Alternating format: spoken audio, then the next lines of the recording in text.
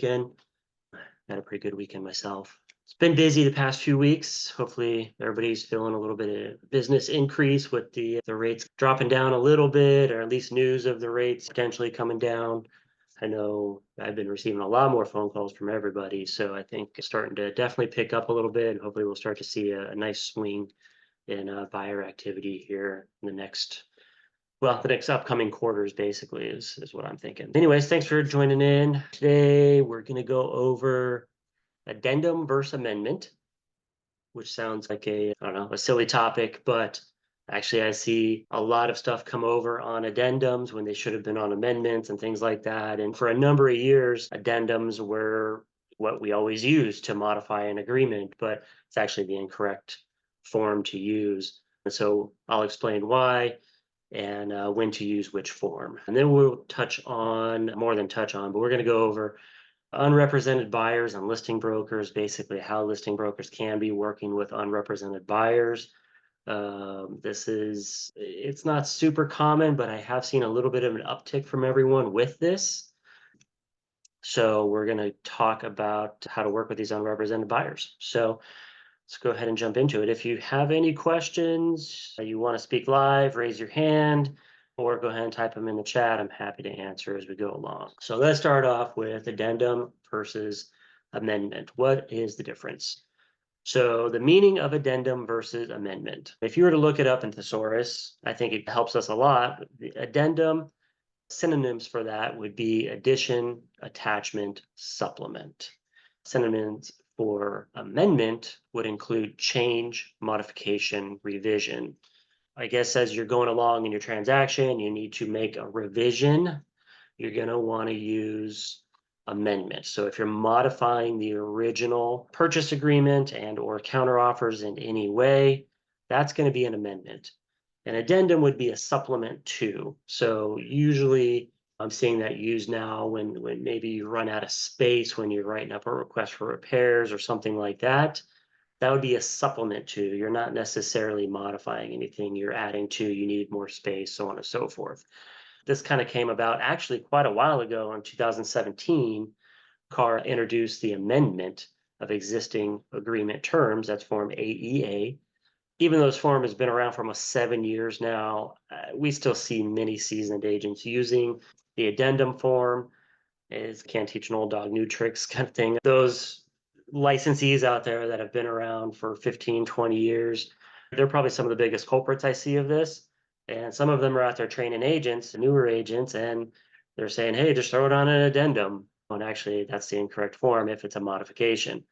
Prior to 2017, almost everything within the CAR standard forms library, other than purchase agreement that was intended to be signed by a buyer and seller, was called an addendum, regardless of when it was introduced into the transaction. So these forms include, or but not limited to, extension of time addendum, backup offer addendum, additional signature addendum, short sale addendum, and addendum. The extension of time addendum actually got modified a couple revisions ago and is now an amendment, as it should be, because you're modifying the original terms of the agreement with some sort of extension on contingencies or close of escrow or something else. So that's actually now an amendment. The AEA was created to minimize the problem of uncertainty from parties who signed an addendum to propose a change only to have the other party not agree or refuse to sign or ignore the proposed change. The first line in the form identifies the AEA, the amendment form, as a proposal whose terms are specified in paragraph 1. So this would be what the very top thing is. This is a proposal to amend. So just because you're drafting this up doesn't mean the other party is going to agree to it. This is designed to be a proposal with a timeline on it, essentially. Paragraph 2 provides that the proposal, like an offer or counter, expires automatically unless accepted by the other party in the specified time, defaulting to 3 days after it's signed. So you treat it like a counter offer, or maybe your request for repairs or something like that. It does have a default 3-day timeline for expiration, just like the offer does and other things. If the receiving party takes no action, then the proposal terminates and the terms of the contract remain unchanged. With the automatic expiration language in the AEA, the party initiating the request can make a decision on how to proceed without waiting indefinitely for a response from the other principal. So when to use the addendum versus an amendment? In most cases, an addendum is intended to be attached to an offer or other document as it supplements the other document's terms. It is especially useful is if there's not enough space to write on all the terms to be added to an offer or other document. Although the text overflow addendum form TOA function in zip forms reduces the need to attach a general addendum to supplement an offer or other document. And I think sometimes we think maybe that TOA is not going to attach or it's just not working for some reason. And so it seems like some agents just automatically default to, I'm just going to throw it on an addendum because I don't want to deal with that. And that's okay because it's a supplement to the document that you are sending over or drafting. Something you should note is an addendum is an open-ended offer that can be accepted anytime prior to its written withdrawal. So yes, if you're sending an addendum over to modify a contract, whatever it may be, instead of the amendment, which would be the proper form, if you're modifying the contract, you send over the addendum, there's no expiration date. So really the other party can sign it at any time until it is rescinded or withdrawn. So if you're sending an addendum instead of an amendment to modify the contract, be sure that you rescind that or you withdraw it after a certain amount of time. Otherwise, it just remains out there as a live document waiting to be signed by the other party. And you don't want them to agree to something all of a sudden. Maybe your negotiations take a turn and they're like, you know what, we are going to sign that addendum that you sent over. And maybe the seller didn't want that addendum now because things have changed with where you're at in the contract. So I think that's one of the biggest reasons to really make sure you're using the correct form is because you don't want an open-ended document out there that could be signed at any time. An amendment is intended to be used after a contract has already been created and one party suggests a modification of the binding agreement.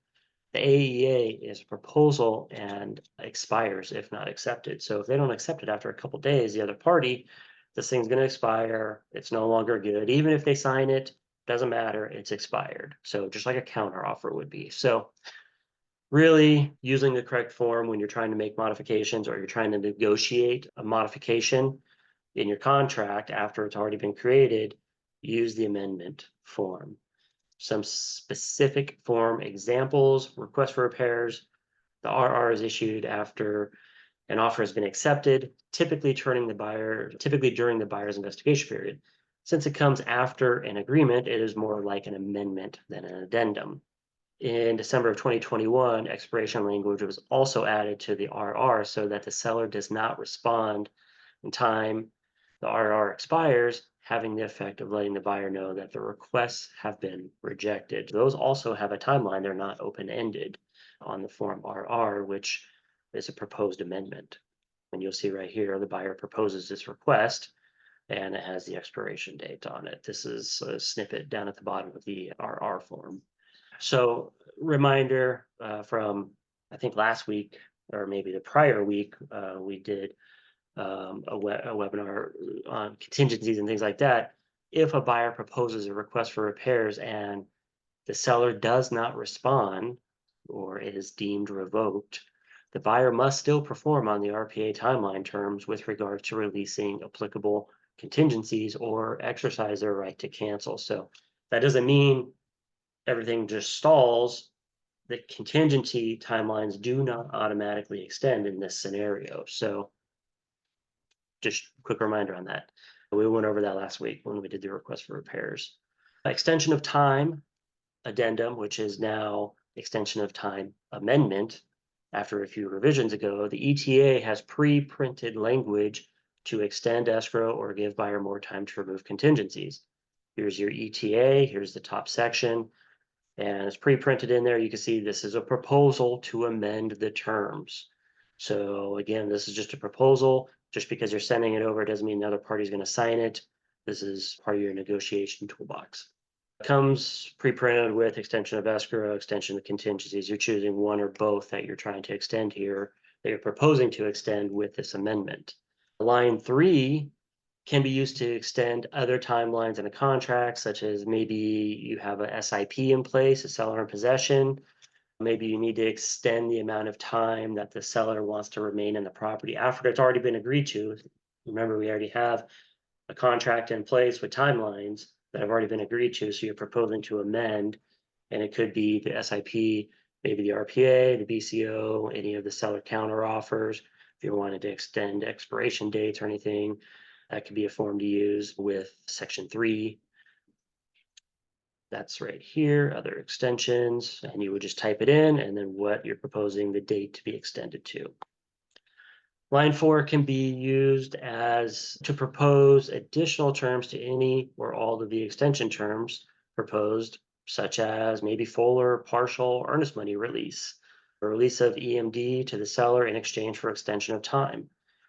That's not too uncommon. It's usually what I do as a listing agent. If I have a buyer requesting more time, especially a close of escrow date or something like that, I always want something in exchange. And usually that's going to be partial or full earnest money release to my client, the seller. If this was being proposed and they wanted to extend escrow or something like that, in the additional terms, I'm also going to want it to state that X amount of money is to be released to my seller in exchange for the extra time that you are requesting in this transaction. Or maybe additional per diem amount in an SIP, maybe you need to modify that. So an increase in the total rent or the per diem for extension of seller in time possession. So maybe, maybe the seller was requesting to stay in the property longer than originally agreed to. And you would state, for this, we're going to give you, instead of $100 a day, we're going to give you $150 a day. So that can be a way to use this extension form with either extensions and or additional terms. So, and that's down here on number 4. Pretty straightforward. If anybody has questions on it, obviously ask or throw it in the chat, but pretty straightforward stuff. Unrepresented buyers and listing brokers. I think this is we're gonna see more unrepresented buyers out there, I think. For the most part, seems like everybody's getting along pretty good with the new changes. We're not seeing too much pushback with sellers still offering to pay buyer brokers and things like that.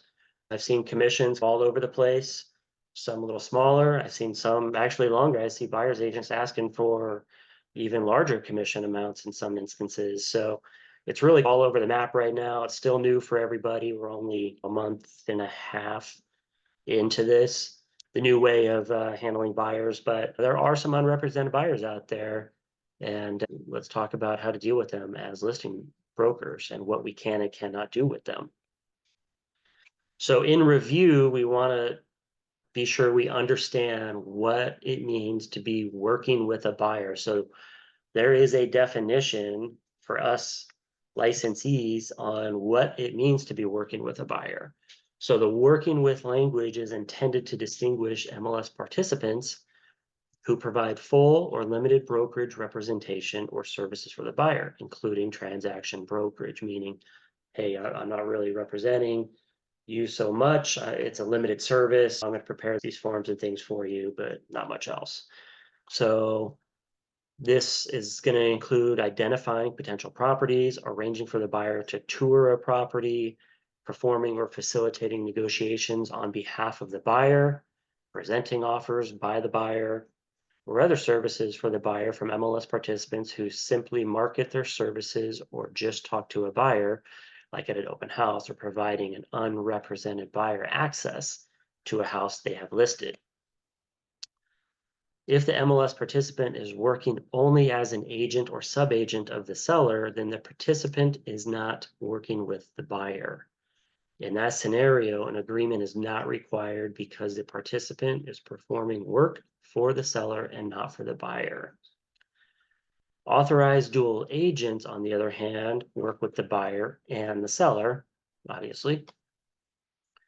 A written buyer agreement is required prior to a buyer touring a home. An MLS participant working with a buyer can enter into a written buyer agreement at any point, but must do so by no later than prior to the buyer touring a home. So this could change a little bit at an open house. So maybe an unrepresented buyer comes in and starts talking to you. Obviously, they've already toured the home at that point, but you will want to get your buyer rep agreement in place with them prior to them making an offer. So basically, as soon as practical. So in that scenario, it is a little different because the buyer has already walked into the home and toured it. And you at that time were working on behalf of the seller by allowing them to tour the home. But should they want to take things further, any of this stuff up here, starting to arrange financing options and different things like that, or writing the offer, you're going to have to get that compensation agreement in place first. So now that the review is done, what is an unrepresented buyer? So a purchaser, excuse me, who acts without any real estate representation, either from the listing broker, which could be the agent who took the listing, or another agent in the listing brokerage firm, or another brokerage company.